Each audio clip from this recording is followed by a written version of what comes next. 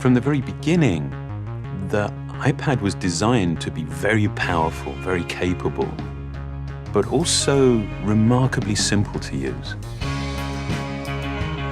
So our goal was to take all the amazing things that you can do with a full-size iPad, but pack them into a product that is so much smaller.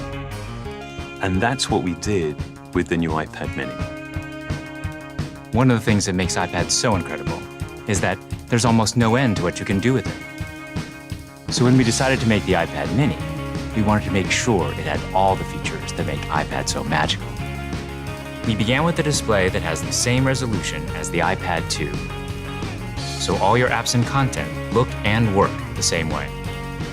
And at 7.9 inches, it's small enough to fit in one hand, but it's still large enough to give you that rich, immersive iPad experience. It has a dual-core A5 chip for fast, fluid performance, both FaceTime and iSight cameras.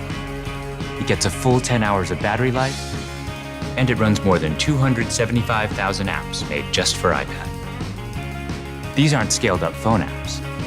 These are powerful apps that take full advantage of iPad mini's beautiful display.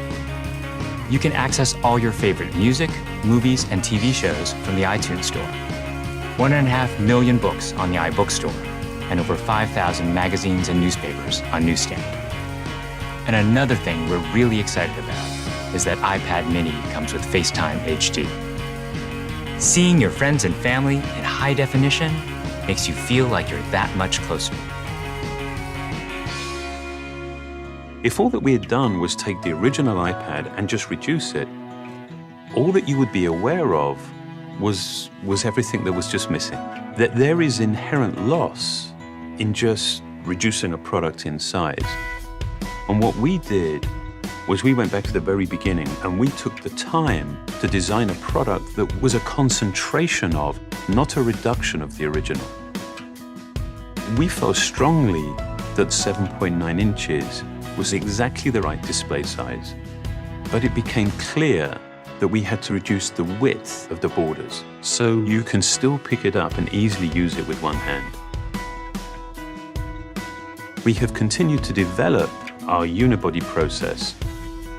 There are essentially two parts to the enclosure, the glass and the aluminium. And that junction where the two parts actually come together is incredibly important. The diamond-cut chamfer meets seamlessly with the glass. And I think it's a beautiful detail that further reduces parts and actually makes it more durable. We also designed an entirely new smart cover for the iPad mini. By eliminating the separate aluminium hinge, we now essentially wrap the iPad mini in a single, simple colored material.